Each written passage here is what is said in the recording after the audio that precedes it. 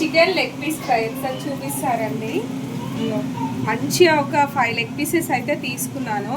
దాంట్లో మంచిగా ఉప్పు, కారం, కొంచెం అల్లం వెల్లుల్లి పేస్ట్, పసుపు, కొంచెం పెరుగు వేసుకొని ఇది మంచి మ్యారినేట్ చేసుకొని ఫ్రిడ్జ్లో పెట్టుకోవాలి ఒక ½ an hour.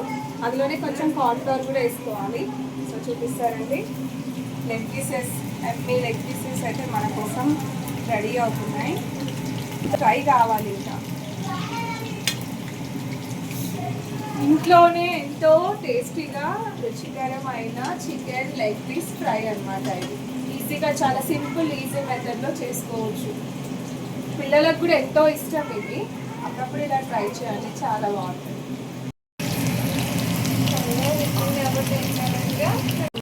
సో ఫైనల్గా కంప్లీట్ అయిపోయాయి మన చికెన్ లెగ్ పీస్ ఫ్రై అన్నమాట.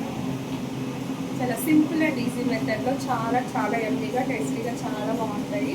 అండ్ డెఫినెట్గా ట్రై చేయండి. ఈ వీడియో కనుక నచ్చినట్టయితే లైక్ చేయండి.